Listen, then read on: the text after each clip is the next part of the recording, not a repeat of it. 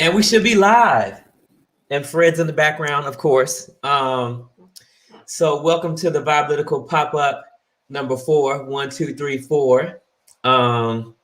It's Wednesday, 8 p.m. and we right on time. And you know what? Guess what? It says I need to update my Chrome too. See, what is up? I don't know. I didn't know. I ain't know about that. See, now this so this is the time that we can like fix ourselves prior to doing the countdown too. Like this is all that time. Like, okay, Brandon, you scoot up, or maybe I scoot back because you're too far. You're not, bring yourself up a little more. Make sure our angles are right. So make sure you let us know where you're watching from. This is a pop-up. So how's it going, brother Chris? He said, hey, gentlemen. Look, see, that's so cool. Hello, Chris Williams. Hello, Chris Williams. So it's been a good week. It's been a good little while since we had a pop-up last. I don't even remember. But a lot has happened since then. And, you know, on the days where we do pop-ups, we don't have a particular topic. We can talk about whatever's on your mind. Let us know where you're watching from. Please like, share, and comment. And, it's been a good week. I wonder if anybody else is vibing with me because I have been in like this, not a weird space, but I just been so calm lately. Like I just been very calm about life, about everything, just very, very peaceful, though, I'm not necessarily in situations which are peaceful, or on the job, or Andre, the work we do is advocacy work. And anybody who knows about doing advocacy work, it's hard work, listening to people's stories, listen to the types of discrimination people have gone through, and processing all of that. So I've been at peace, though I'm not necessarily in peaceful situations. But ain't that what the word says? That he would give you a peace that surpasses all understanding. So I just had this calm over me over the last couple of weeks. And Andre, how's your week going? Or how you been the last few weeks? Well, the last few weeks have been really good. As some of you all know, I did take leave in mid-April for a week and a half to visit my best friend, Georgie. And then I did a week TDY last week to Fort Eustis, Virginia for Game Changer training, which is an EO training, which is a pilot program that is supposed to incorporate the stuff that we learned there into DIOMI, into the EO advisor course. So I was in the first class that was given from, for the military to, start this course up for DIOMI in Florida. So I was excited about that. But my leave was amazing. It was much needed because cadet summer training comes up for me starting next week. So I needed to take that week and a half off. Even the week TDY was really nice. I saw some old friends. Nice. The last couple of weeks have been good, but work has been busy because y'all all know, like, if you take vacation and you go back to work, all that work is piled up on you, and you're like, oh my God, what's going on? So very busy last 3 days at work, but other than that, I'm doing well and I'm blessed and just happy to be here and to talk with you all. Nice. Okay. Well, we're gonna play our promo and our countdown, and we'll be right back. Please like, share, comment. Like I said, we'll be right back.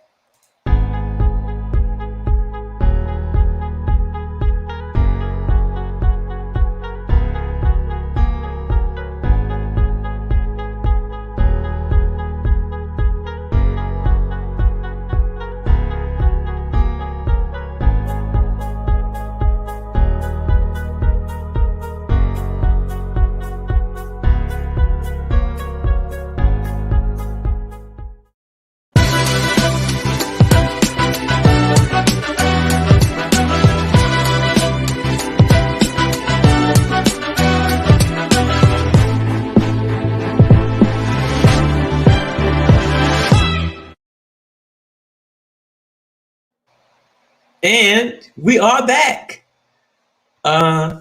So Andre? What we gonna talk about today? So Brandon and I already kind of talked about what we're going to talk about, but I'll go ahead and start. So one of the things that I wanted to talk about was something that was not shocking to me, but I'm actually kind of glad that this article was released. And I'm going to pull it up real quick. Um, so what I'm going to be talking to you all about, one topic that just I was like, hey Brandon, I'm eager to talk about this because it really resonated with me. I'm actually going to pull it up right now. Let me see. So I want to give a shout out to B. Scott. Not sure if you know who that is, but B. Scott is a celebrity blogger. And they really come out with some amazing information as far as like the news that's going on in the world. So I wanted to talk about modernized slavery. And it's going to kind of tie into what Brandon's going to probably talk about, and I'm going to chime in, obviously.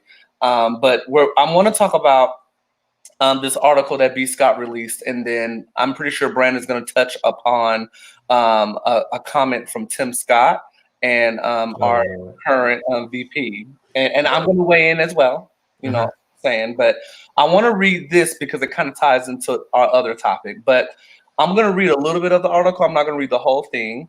But it's a black man that was enslaved by a white boss for 5 years. He is entitled to $546,000 in restitution payment. But before I read this article, I want to give you all the definition of modernized slavery. So modernized slavery refers to institutional slavery that continues to occur in present day society. So as you all know, 400 years ago, I mean, go back centuries ago, there was slavery that took place. This whole the United States was built upon blacks building this country up. So there are many.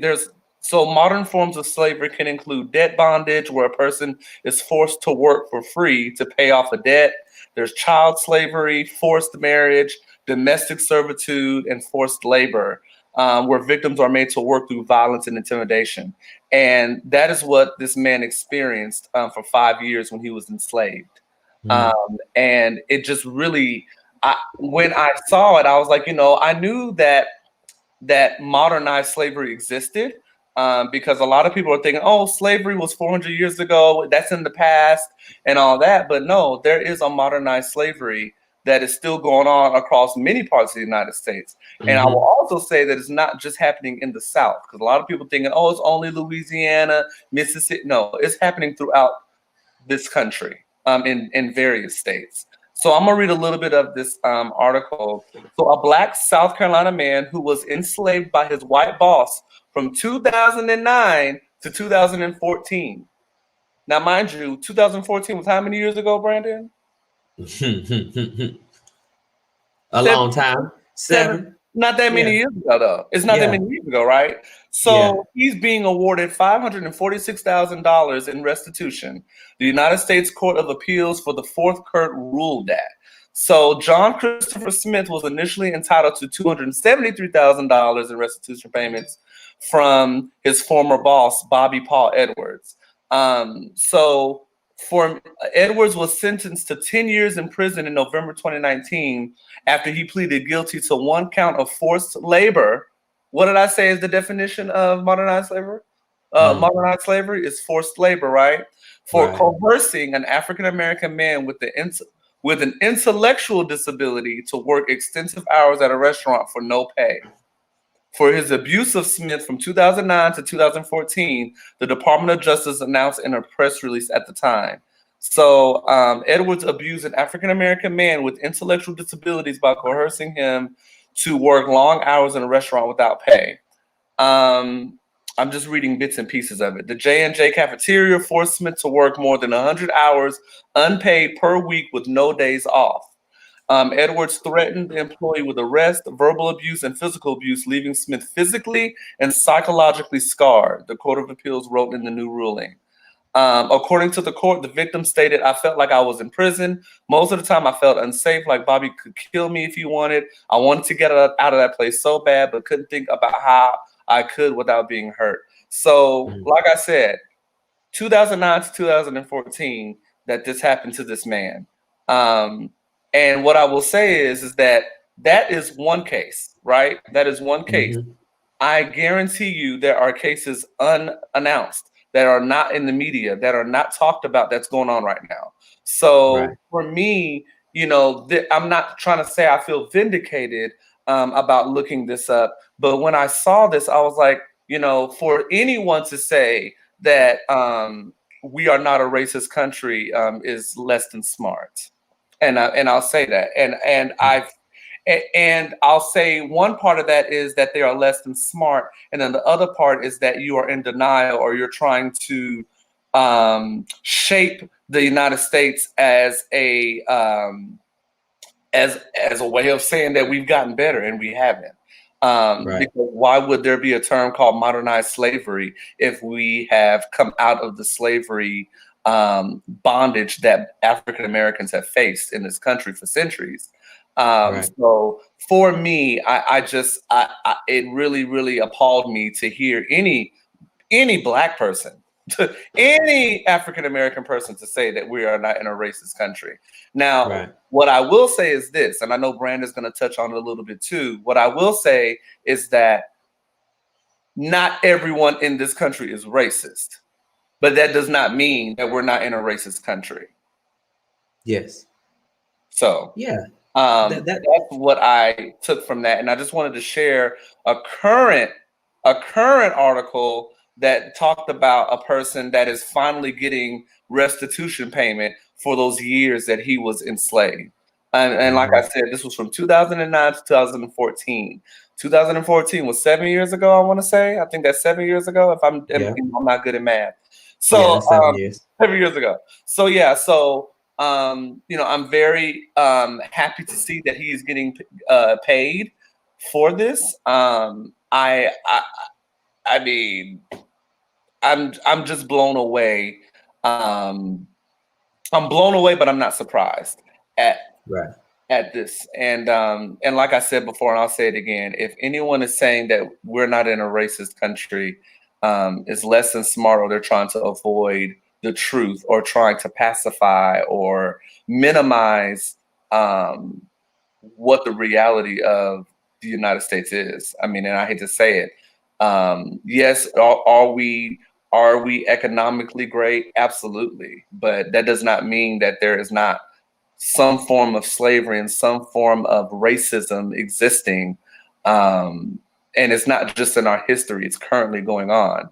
I mean, this country was built on the backs of African Americans. So so that's pretty much my piece on that. Everett says, if the man in question was sentenced to 10 years, who does the money come from? That's a good question, Everett. I will assume it comes from, I mean, this is just my guess. I don't know.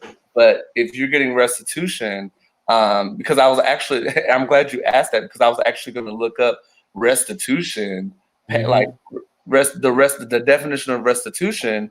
And it means the restoration of something lost or stolen to its proper owner. That's the definition of that. But the legal in legal terms, it refers to both disgorging something which has been taken and to compensate for loss or injury done. So in criminal cases, full or partial compensation for loss paid by a criminal to a victim that is ordered as part of a criminal sentence or as a condition of probation. So, I mean, for me, I want to say that it's going to be basically coming from the man that had him enslaved. I mean, that's what I'm gathering, is that the man that had him enslaved is paying that $546,000 to him. It wouldn't be coming from the government. Even though in my mind I automatically went government, like maybe the government's paying him, but no, it's going to be coming out of that. It's coming from the man that enslaved him. So that's what I'm taking from how he'll get that money. Yeah. Everett said, but he's in jail, right? Yes, 10 years. So he gets out in 2024, though. But but yeah, he gets out in 3 years. But he's currently in prison. Yeah. I mean, so okay, let's get into it. Tim Scott, the only black Republican. Fred's walking across my computer right now. Lord have mercy. Um, so in a rebuttal to President Biden's speech is when Tim Scott said America is not a racist country. Which is just very interesting. It just took me for a pause to hear a black man who put forward police reforms. You know, he drafted a bill to work on police reforms and has experienced police brutality. Um, and he sort of said it. Okay, let's try to let me try to unpack, like, why did he say that? I think he's trying to say that. Well, first of all, I'll just read from USA Today since you read the article. Let me read a little bit. It says, hear me, this is in quotes, hear me clearly, Scott said, America is not a racist country. The sole black Republican in the chamber used his rebuttal to say that Democrats ignore the country's racial progress over the past century for political and financial gain. And this is interesting to me because, you know, there are a lot of people who want to erase history and or other people's experience. With the work that Andre and I do, we hear a lot of conversations about diversity and hearing different people's experience. And I was part of a conversation this week in which, you know, a Vietnamese man was telling his story, and then what perceived to be based on the voice, I'm not sure what race the man was, but he sounded to be a Caucasian man. And I'm just saying that to give a description. But the man was very angry that the Vietnamese man was telling his story, and he was like, this is bull s, and I'm really holding my tongue right now. And I just find it interesting. So it makes sense that the Republican talking point would mean that, to say that the Democrats are ignoring any racial progress. But then what I didn't understand, so I could understand why Tim Scott would say what he did, because he just accused somebody of doing what he just did.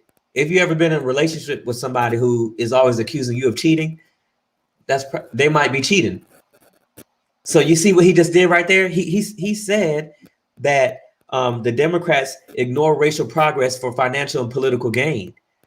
But the very thing that he just accused them of, he's doing by stating that America is not a racist country, when it clearly is, based on the legislative laws that have continually disenfranchised African Americans to ensure.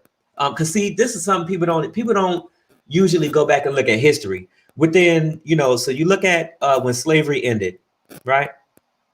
I can't remember the date right now, but within by 1925, there was a Black Wall Street. Around that time. Mm-hmm. So not even I want to say not even 60 years after there was a Black Wall Street. Like, one thing, like, there was more Black millionaires. The stock market was based on Black people. Like, Black people have given so much to this country, this nation, built the White House, built everything, built this country from the ground up. So when I look at it, I'm just like, to say America's not a racist country means that you're denying our history. And you only want to portray what you want to portray when it comes to our nation as a whole. And then this is what threw me for a loop. And then I'll get to the comment in a second. So Kamala Harris kind of threw me for a loop, where Biden backtracked, and so did Kamala and Kamala Harris. She said, first of all, no, I don't think America is a racist country, but we also do have to speak the truth about the history of racism in our country and its existence today.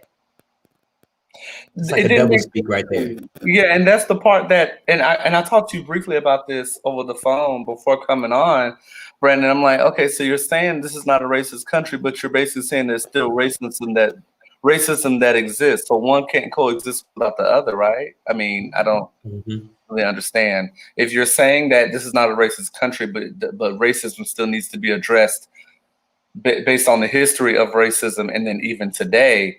Yes. You're saying it's not the U.S. isn't a racist country. But I'm thinking like, well, then what is it then? Right. My next question to VP Harris is, what is it then? If it's not a racist country, what kind of country is it? Yes. And you know, let's put out some qualifying factors. You know, Mitch McConnell said, Girl. you know, we've given you a black president, so we're not a racist country. A lot of the Republican talking points are we've had no one alive today is a descendant of is somebody who either had slaves, which now we have this article, right? We know that's not true, and or was a slave. And that's what they say. But to me, that's the erasure right there, which erases Jim Crow, the need for the civil rights movement, the violence against African Americans. And it's so, and I do not condone violence against anyone, but isn't it interesting how fast they move to have a anti-Asian hate, stop anti-Asian hate and discrimination? And the Army came out with that memo. Our government came out with that. And if you watch Joe Biden's speech when he talked about Asian hate and how it needs to stop and it's un-American, but then when he talked about police brutality, you know, his energy was low, and he didn't say it's un-American to, you know, to treat African Americans this way. But to me, it's very glaring that the whole world knows how we're treated. And this is what politicians do, mince words. And that just lets me know that we shouldn't expect any progressive issue when it comes to people who look like us. Now I'll put up Everett's comment. To play devil's advocate, both sides are trying to erase the other's history. First of all, I'm going to say to you, Everett, you're not playing devil's advocate, because I agree with this statement. So I don't think you're playing devil's advocate, because I was going to touch on what you're saying right now. And we don't advocate for no devils on this show. I just want to put that out there. The VIbelytical show does not advocate for devils. I just don't like that statement at all. Yeah. The devil don't need an advocate. Sorry. I ain't coming at you, Everett. I just wanted to say that. Either, Everett. I'm sorry. We ain't coming for you, but we don't like devil's advocate. Both sides are trying to erase the other's history. Blacks are saying that we don't learn slavery, and white people are accusing people of trying to erase their Confederate history. This is the roller coaster that we, as the general public, are continuously dragged on. So I'm glad you said that, Everett, because I don't know, maybe because, you know, we worked together in the past, we be seeing eye to eye on most things. What did Everett say now? That is why the quote's too late. I'm in my feelings now. So, and by the way, Everett is on your live and not on the VIbelytical show live. But you know, he did it again. He didn't mean to though. I cannot see his comments on the VIbelytical show live. But anyway, moving on. So, what I will say, I was gonna touch on that a little bit, Everett, but you said it so eloquently. Yeah, the two political party systems are designed to erase Black history. Yeah, you just had like, and I've said it kind of before, and I was like, Republicans are thugs and Democrats are punks.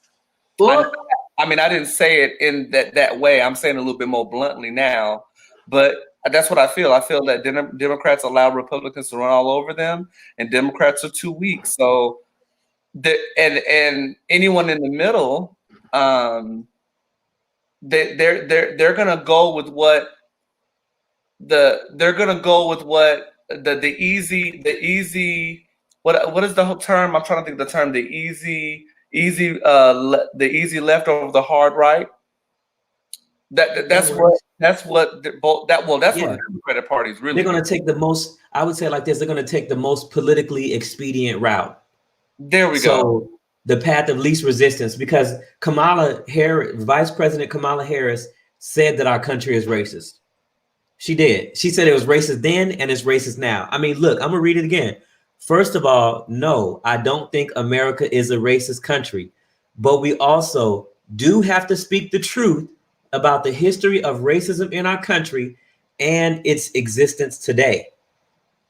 and its existence today, and its Right. existence today, and its existence today. Do I have to keep repeating that over and over again? Yeah. What is that, boo boo? So you saying that, and then me just telling you all about the enslaved man that was enslaved just 7 years ago. There's a man currently serving his sentence in prison for enslaving a black man.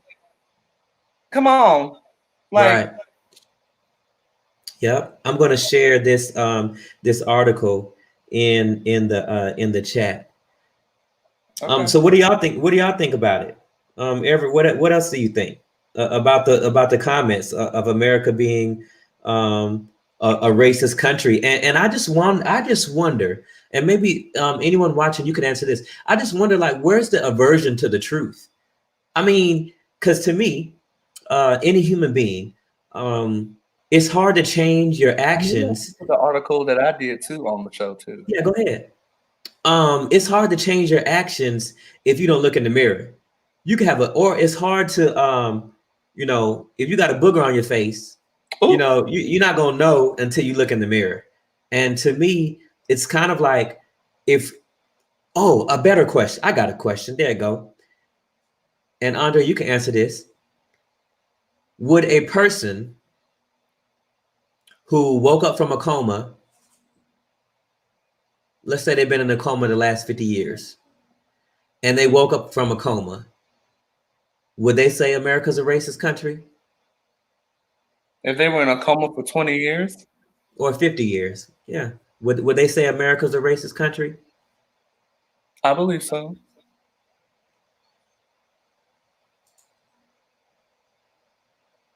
Everett says America was established on white dominance. They can dress it up any kind of way they want, but the truth is the truth. I mean, and I agree with that. And I think, Andre, you've said this on the show before. You said it when we were at dinner with Alex, and that is, white people need to, huh? Oh, okay, you're gonna say it. Okay. Oh, you go ahead. Oh, okay. Well, I said this to Alex, and who Alex is white. Shout out to Alex.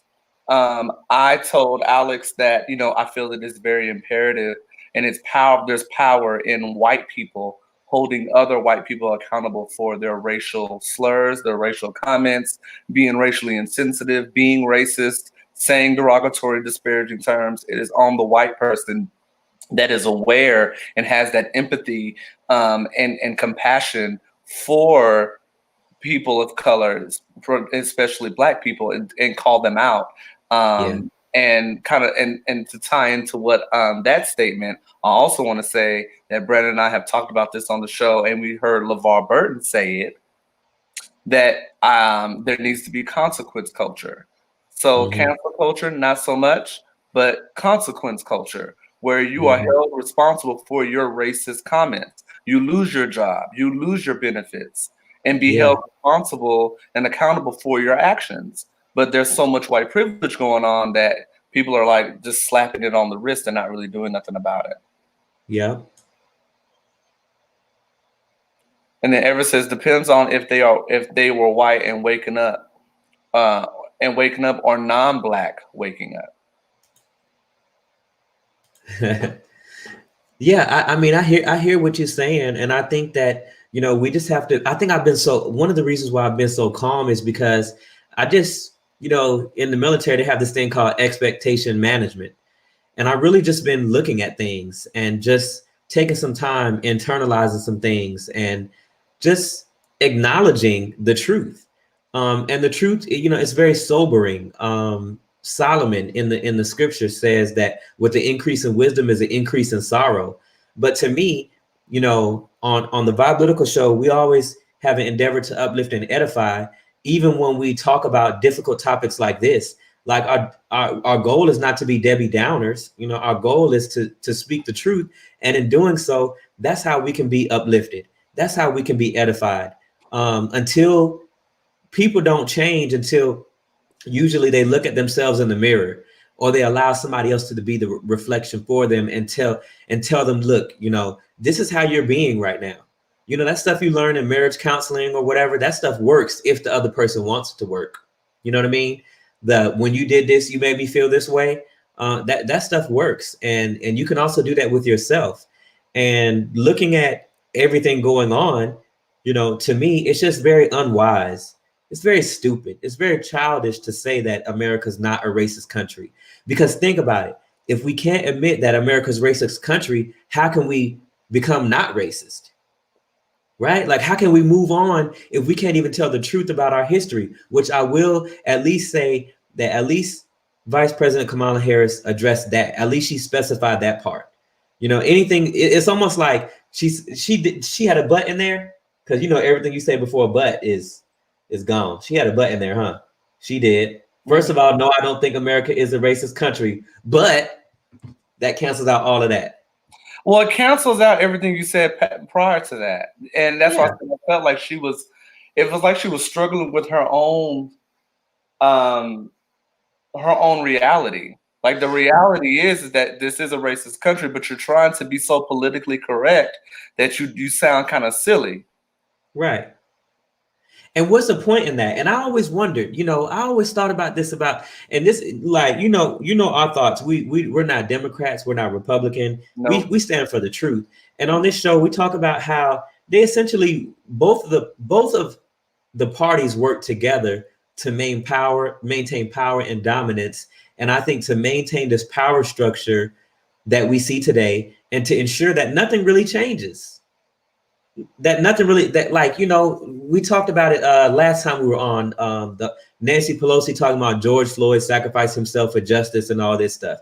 Like when you look at the representation that we have, first of all, it is my opinion that we will not have any politician to represent us unless the Most High put them there. But we won't have any politician to represent us. And when I say us, I don't mean black people. I mean the people. I mean American citizens, until we repeal Citizens United, until we get big money out of politics, because even our favorite politicians is probably bought and paid for. And we realize this and we know this because they just never deliver. And there's this, you know, like it's weird because Republicans don't want to budge on nothing, right? But then Democrats, we want to reach across the aisle. We want to be bipartisan. Like it's so polarized that it's gridlocked.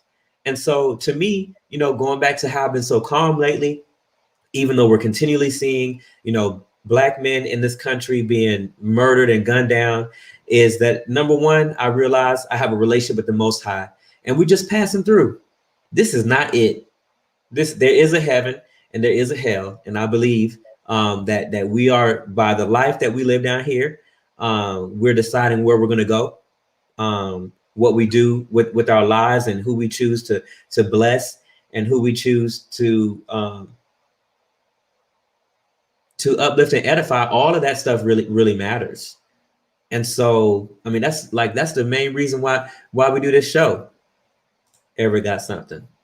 He said the best thing I've heard, and it's from Joe Madison. Listen with the third ear and look with the third eye. Listen to what people are saying and how do their words affect your spirit. I have learned to really pay attention and not be so dismissive of people's intentions.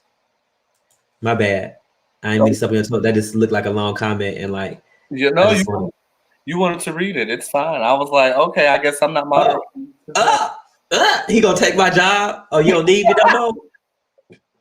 I guess I ain't moderating today. But no, yeah, absolutely.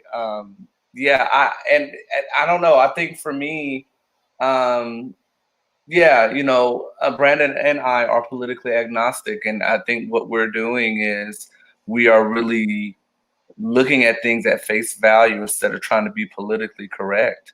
Yeah. And I think that VP Harris, you know, much love to her. I mean, I don't hate the woman or anything like that, but I think she was trying to.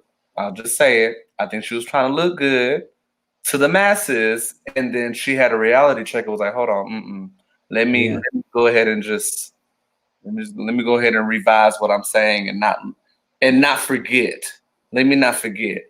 But at the end of the day, she still looked like her statements were contradicting one another. So yeah. Yeah, and I think, it's time out for that. And I always wondered why President Trump he never had to have decorum. He could just say, I could shoot somebody on Fifth Avenue and y'all still vote for me. Like, he could just be as nasty as he want to be and say whatever he wanted without is a good word, is am I using this in context, because I like to use my words right, without recompense. I'm gonna look it up later to make sure I use that in the right context, but yeah, like how not reprisal, because reprisal would mean that, I would say, without accountability. I know I'm using that in the right proper context. Yeah, accountability. Yeah, he could say whatever he wanted without accountability, but then you over here trying to maintain political decorum, but you're kind of lying. A double speak is a lie, Yeah. And you're doing it on purpose to lessen the blow. Like, to me, it would have been better to say, yes, I do believe America's a racist country based on my experience. And just because it has been racist in the past and racism exists now, we can decide to be different. And this younger generation that's coming up, I have faith that many of them are more accepting of one another, and they just want a better life for themselves and for their age group, for their generation. Bam! Don't I say, like, why couldn't she just say that? That would have been powerful. The Black community would have been, able to hug her with open arms and say, "Girl, there you go, being real about it. Stop trying to use these political terms to appease to appease the folks that are actually racist." I was gonna say it. Right. It's not the message that people have the problem with or accept. It's always the messenger. Yeah. Mm-hmm. Yeah, and I think that's why, I think at this point, it's not enough to be not racist. You got to be anti-racist. You have to speak up and look at, and I think, it is going to cost something. So just like Everett talked about, I'm not dismissive of people's intentions, nor do I expect everyone to say things like I do. So, I can appreciate what Vice President Kamala Harris said. At least she did address it in her own way.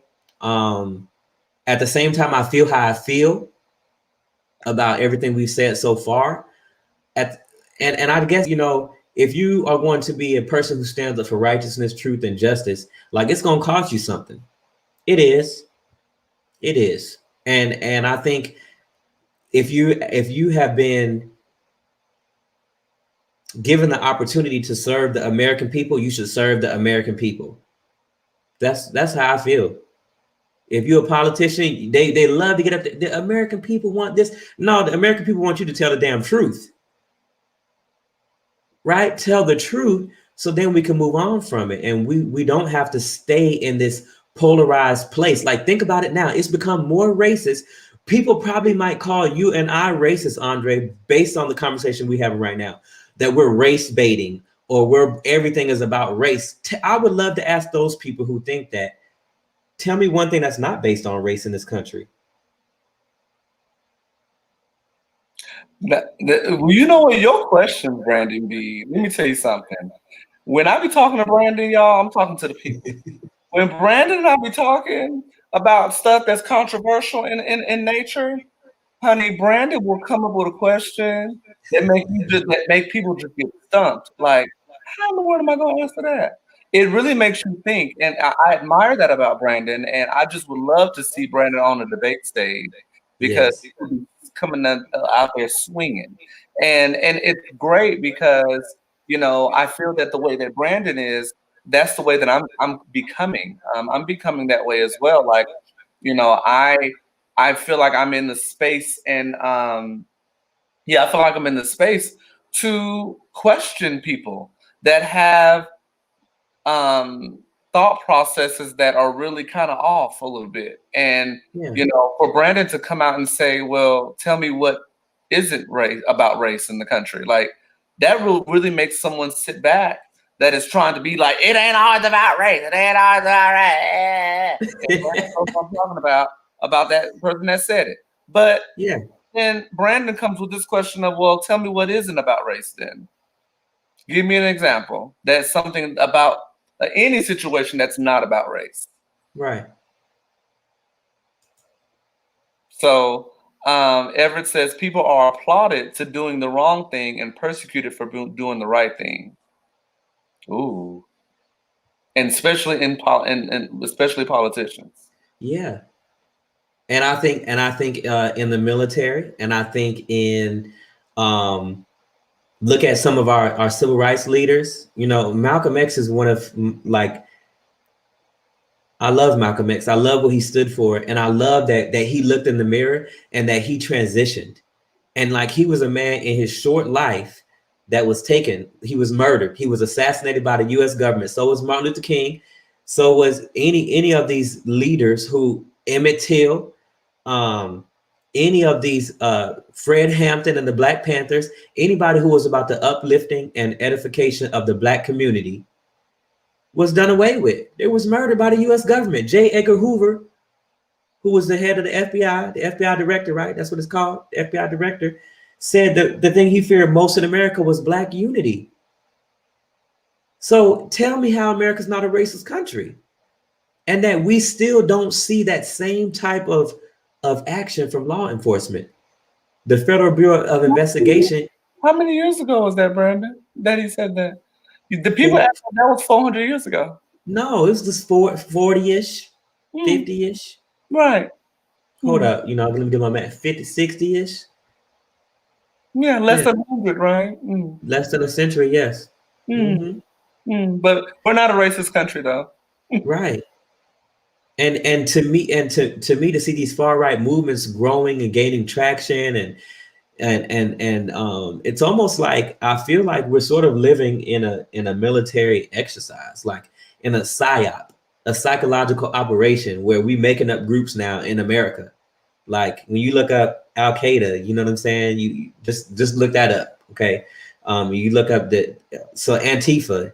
It's not even Antifa ain't even a real thing, but the Proud Boys is. Stand back and stand by. Stand back. They're like, stand back and stand by.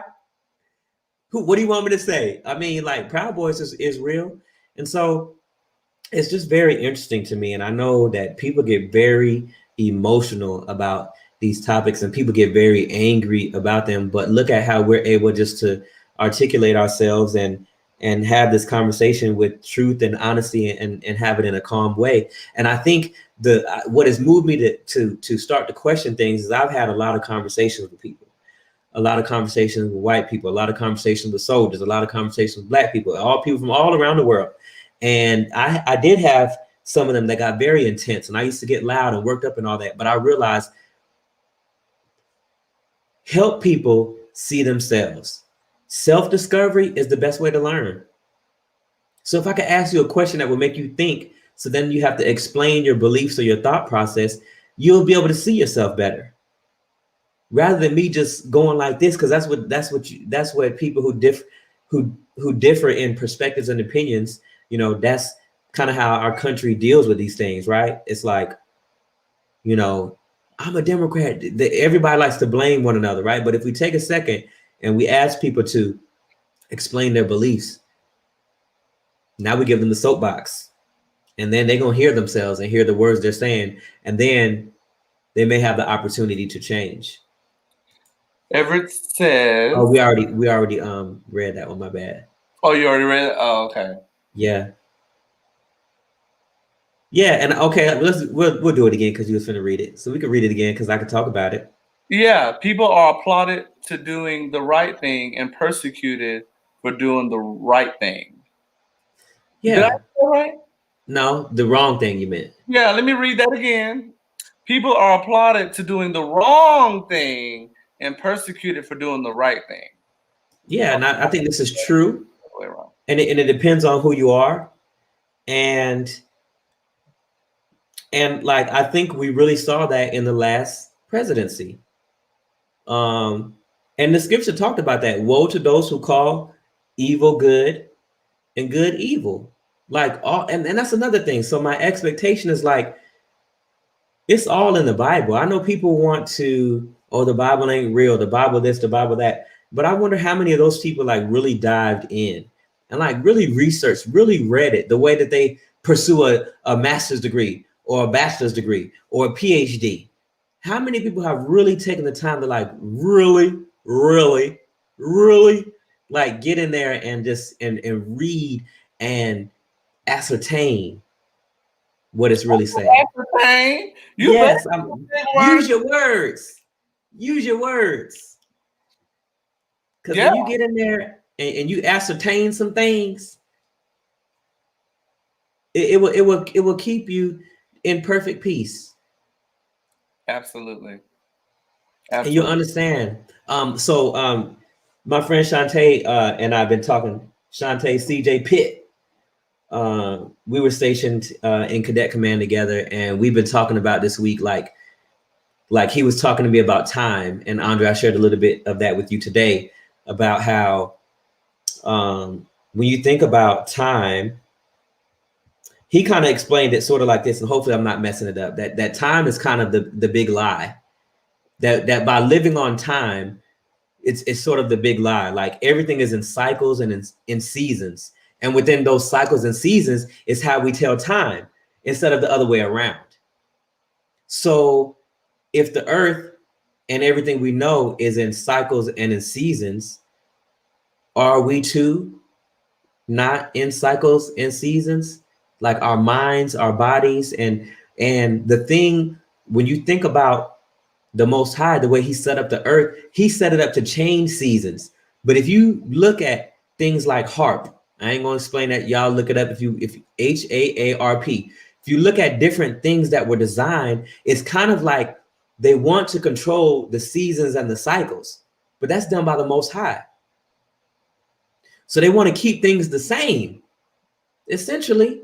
But the Most High made it to where cycles, seasons are progressive, but they want to stop time and control weather and control, you know what I'm saying? Technology.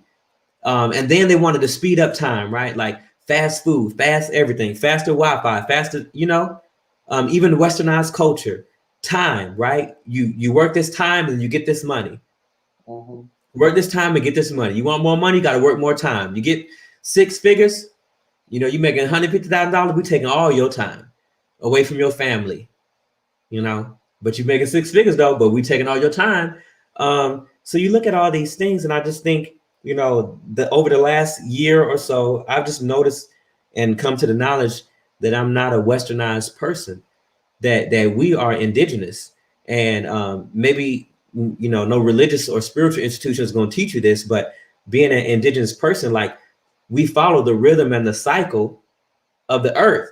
We follow the rhythm and the cycle of the Most High. In Ecclesiastes chapter 3, he talks about how there's a time and a season to everything.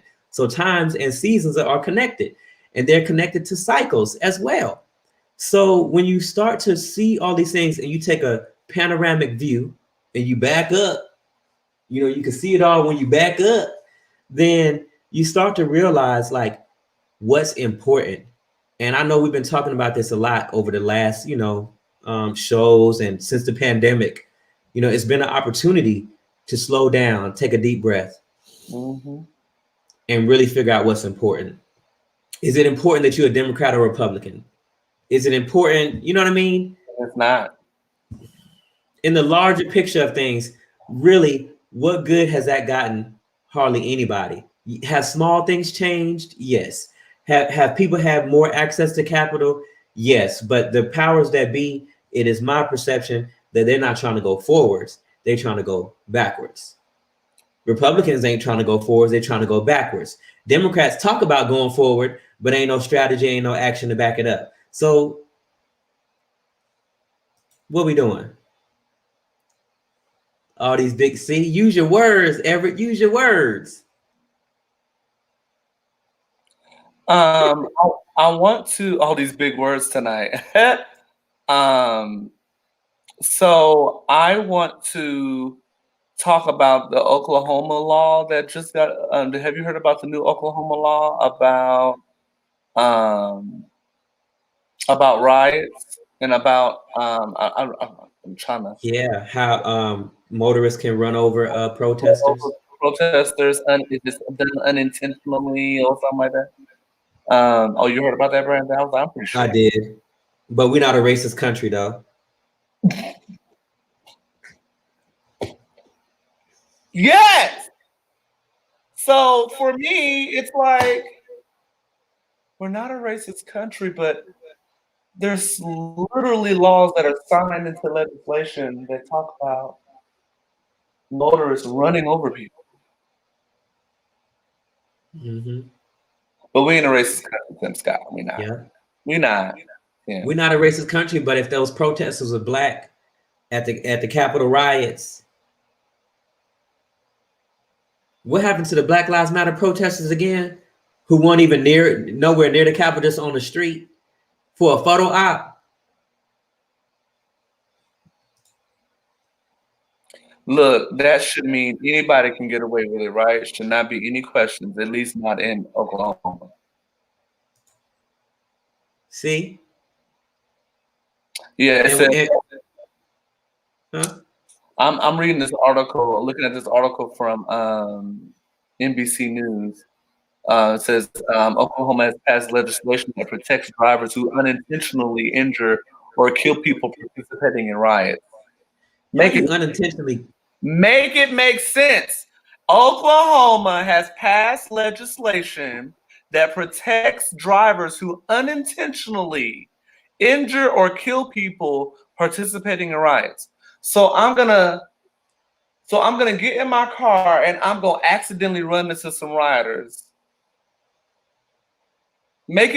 So when I run over some rioters, all I gotta do is say, "Oh, it was unintentional." Yep. Oh Jesus! That's literally. You know how I look at that? I look at that like the adage of when police say, "I fear for my life." Yeah. If they say, "I fear," huh? Yes. It's the same thing, right? Yes. I fear for my life, so that means any of my actions can be excused because I fear for my life. So I unintentionally murdered somebody. And with my vehicle. Right. So Kevin McDougal, Representative Kevin McDougal authored the bill that will do just that. It's not going to be a peaceful protest if you're impeding the freedom of others. The driver of that truck had his family in there and they were scared to death. So people in a vehicle were scared to death over folks that are not in a vehicle. A vehicle is a layer of protection. Vehicles can be used as weapons. Okay, anyway, I'm done. Okay, I'm just. See? I can't no more. Get off my phone. Get off my phone. Get off my oh my God. You got to share that article in there. So I guess I'm not privy to how to share stuff. Look at Paul in the background.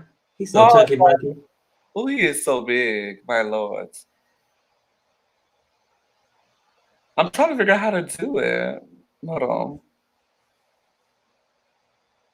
Yeah, it's just very it's just very interesting. And I think,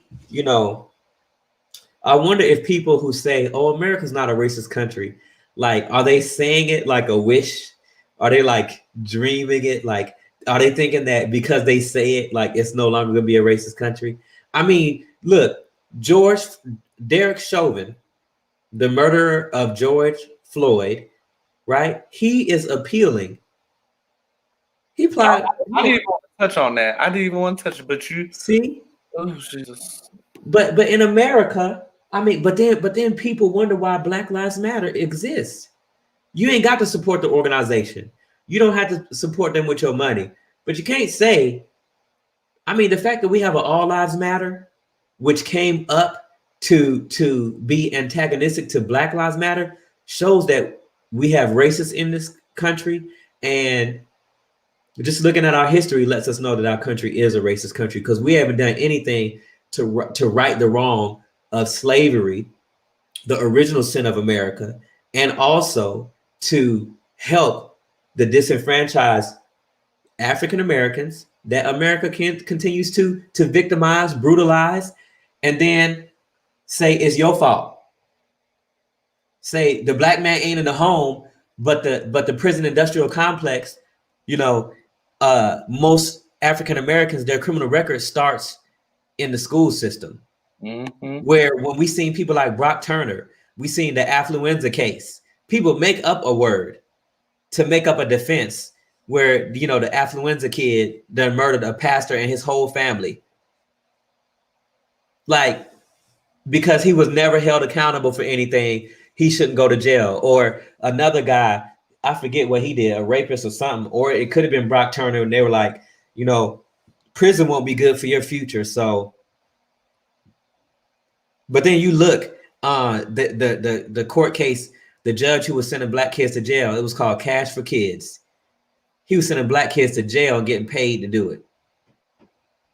Oh my Lord. So for us to not be a racist country, we sure have a lot of systematic and institutional ways in which black folks and brown folks are disenfranchised and boxed out legally. Yeah. Mm-hmm. So it just really makes me wonder, you know, where the thought process could even come from that we're not a racist country. Yeah, I'm putting an article. I'm trying to figure out how to do this. You know, I'm not quick like you, but I'm gonna read Everett's comment real quick. Still leaving with the spirit of the 3/5 compromise. Black people are still not seen as humans, still seen as property. I mean, what did I talk about? There was a black man enslaved by a white man in current modern time. So, and the most disheartening thing is these same people who say all lives matter in an antagonistic way to Black Lives Matter. These same people who are the same ones who say America is a Christian nation. I'm like, y'all must not have read none of the Old Testament. Y'all must not have never read Deuteronomy chapter 26 or 28. Y'all must not have never, because it would have told you who so-called African American, who so-called Negro, who so-called any other word that they want to put in there, you know, the ones that we really are. If they just read that. And then how can you be a follower of Christ, a Christian, whatever you want to call it, and not believe the creation story and not know that we all bear the image of the Most High? And so we're a Christian nation, but we don't follow the commandments. He said, how you treat the least of these, how you treated me, you know, treat the foreigner among you as native born. Okay, there we go. Thanks for sharing the article. It's just very interesting to me that, like, to not be a racist, America is conscious. America is conscious that we are a racist country. You want to know how I know? Ain't everything broken down by race? The vaccine is broken down by race. We got the census is broken down by race. You go to college, it's broken down by race. New York had laws that allowed for racial profiling, stop and frisk, you know? Yeah.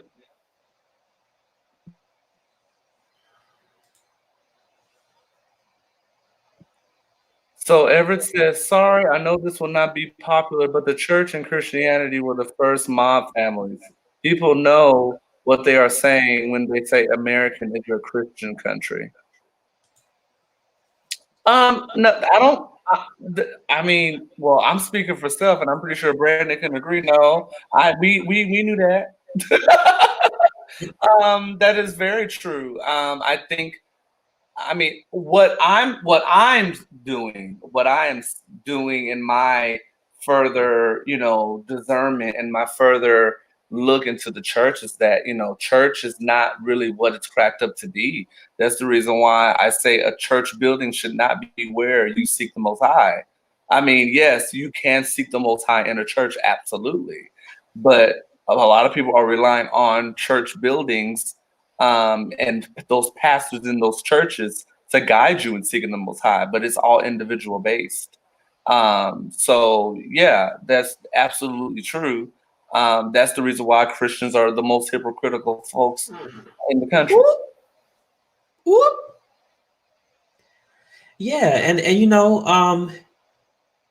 and let's say the majority. Let's say like, because that's another thing I have been thinking about this week. It's like, where is the church? I think I posted some things like, if your church ain't talking about the racial disparities of this country, if your church ain't talking about the least of these, I think I made a post like, and you go to church and you pay your dues, right? They call it the tithe. I'm like, you paying to be part of a social club, because if you're part of an organization where you paying a mortgage, you paying a salary, you do, like, how is that affecting? Why is the community not changed? Big as Joel Osteen's church is, some of these mega pastors, like, y'all got so much money. And isn't it interesting too that the scripture talks about, for the love of money is the root of all evil, and people have pierced themselves with many sorrows doing whatever it takes to get it, right? You piercing your own self with sorrows, stealing from the people. And so it's interesting to me that, like, even in the church, we can't address racism. And I think I know why in America we don't address racism. Money. It make capitalism, even though we have corporate socialism, we call it capitalism. But it makes too much, it makes way too much money. Think about it. You lock all the black folks up. President Biden didn't do anything about privatized prisons. He didn't do anything that really put a damper on that. I mean, he did a executive order, but it didn't really change the game on it. Right. And privatized prison is big business. It is. Let's talk about one more thing before we go, because we already had an hour. Okay. I want you, because you articulated so well, and you articulated in a conversation we had, I think earlier I think on Monday. Why are we calling things, and I hate to put the army out there, but I'm gonna say it: diversity, equity, and inclusion. Why can't it just be diversity and inclusion? Why is the word equity in there? I think those words are in there together because it just kind of reminds me of like a triad or like a tricycle. A tricycle, it got to have the three wheels, right? You got two in the back and you got one in the front, and it's the stability. And so equity is in there because it's an acknowledgement that we don't have equality and that we don't have an equal situation.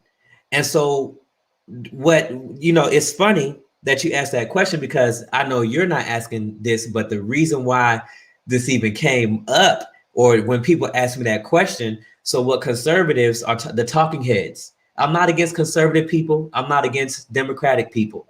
I do go at the necks of the talking heads because we should be able to criticize them, right? They're the ones who write the policies. We should be able to talk about them.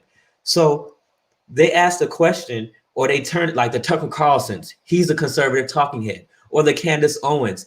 The conservative right talks about equality of outcome. And they make equity into equality of outcome like everybody gets a trophy, like as if it's some bad thing. That's not what equity means. Diversity, equity, and inclusion are all approaches to a more equitable, diverse, and inclusive society. So equity has to be in there because we don't have an equitable situation to this day. Even now, we don't have an equitable situation. We don't have equity. Equity means equity is the dream, I would say. Equity is the dream of Martin Luther King, that we would be judged by the content of a character, not the content of our skin. It means that we would all truly have the same opportunities if we had equity. It means that if you work a 40-hour job, you'd be able to live in a zip code that you work in. You'd be able to afford a house. You'd be able to truly, if we had equity, we wouldn't have no poverty.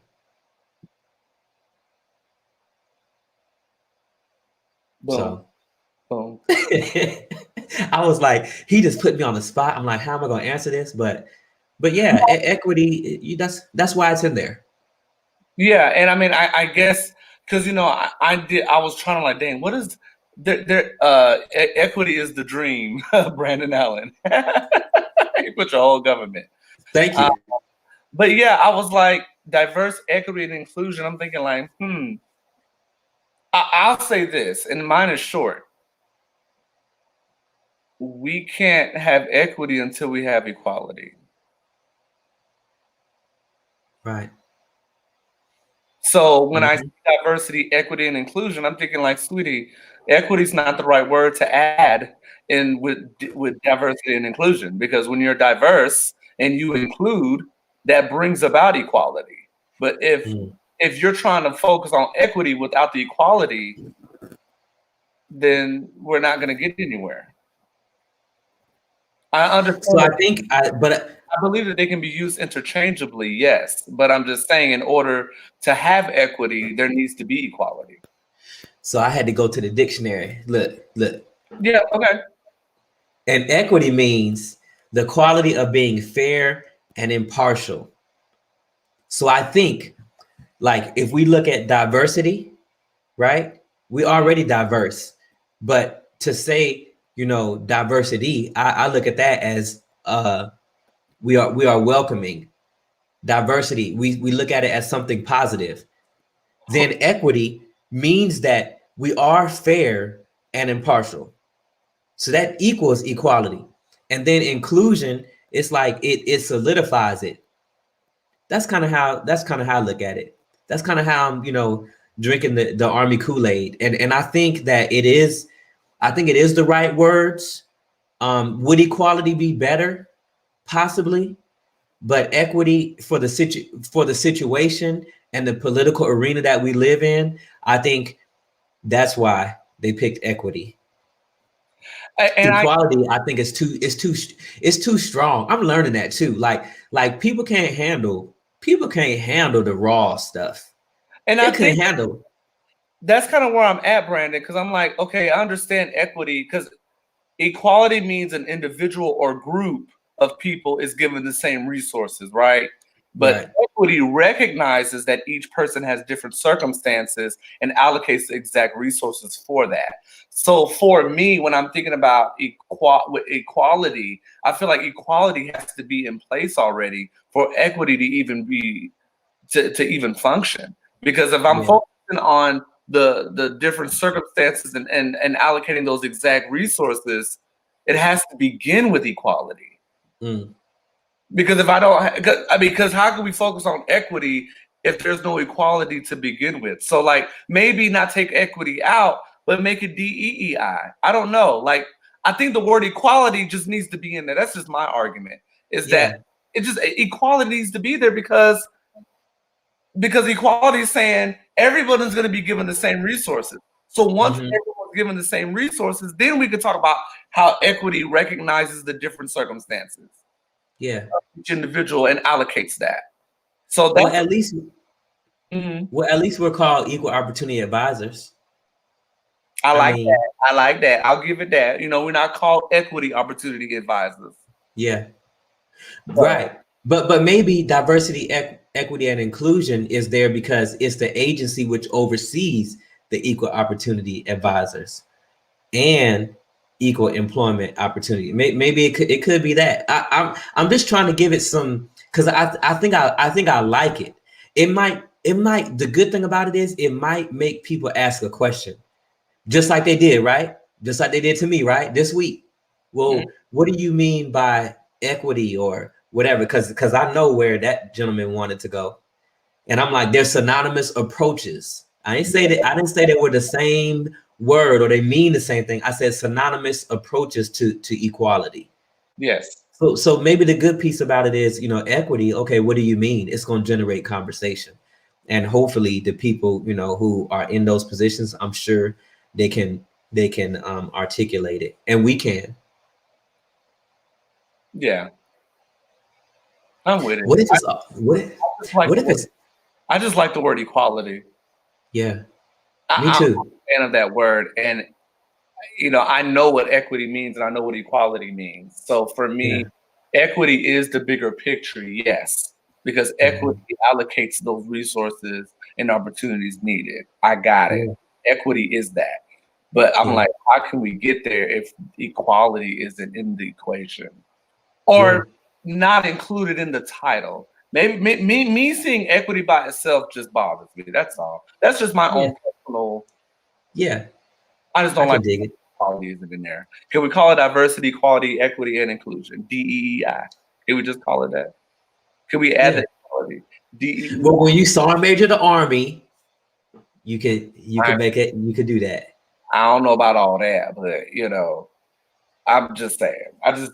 With equality not being there, just it's unsettling to me. That's all. I mean, I get it. I just don't like it. That's just my own personal. Yeah. I mean, we don't have to go down this rabbit hole. We could talk about it another time. But that's how I feel about restricted reporting. Oh God. Yes. See, restricted reporting of sexual harassment or assault. I don't think it should exist in the way that it does, at least, where the perpetrator cannot be held accountable. To me, that's just the wrong answer. But that's just me personally. So there, we're even now. I fully agree with you on that, though. Yeah. Because I filed a sexual harassment complaint. I mean, it came back founded, but I filed one myself. But I didn't like the fact that there was a level of protection for the perpetrator. I guess they call him perpetrator now, not whatever other word. Offender, yeah. Offender's too strong, so perpetrator. But that's all I got. I don't have nothing else. We've been on for me either. I think this is a good endpoint. Everett, as always, we thank you for joining the conversation. And you know, yeah, I mean, I guess we can discuss when we're gonna come back on. I'll tell you offline the title of the next episode that we're gonna do as far as the topic. I already have it. I just got to give it to you. But I am going out of town this weekend, so I was thinking maybe we can go on the following Sunday. Okay. Are you available the following Sunday? So not this coming Sunday on the 8th. I think the 8th is. Yeah, that's the 9th is this Sunday. The 9th. So not the 9th, but the 16th. You got something going on the 16th? I see Gary's on. Hey, Gary. What's up, Gary? I think I am available the 16th. Yeah. His daughter celebrated a birthday today. His daughter Maddie turned 20 today. So happy birthday, Maddie. He sent me a message about his daughter's birthday. Happy birthday. Happy birthday, Maddie. So yeah. So are you good for the 16th? I am. Okay. So when we get done with this, I'll let you know the title so we can do our promos and stuff like that. Yeah. Okay. Well, shoot. Yeah. Huh? Oh, and I was just saying I want us to do a pop-up next week too. Okay. Well, shoot. Thank you all for joining us. As always, I feel like once again, maybe that's what I just feel so calm and just like, I don't know. It's just I'm just in that space. Hopefully y'all are experiencing peace and stuff too. You know, stay healthy, wear your mask, you know. Hey, keep yourself, take your vitamins, get good rest. All that stuff is important. And most importantly, establish a relationship with the Most High. If you haven't, you know, we have follow us on Instagram at the VIbelytical or at VIbelytical. Yeah, VIbelytical. Like, share, and comment, and we'll see y'all next time. Bye, y'all. All right. Peace.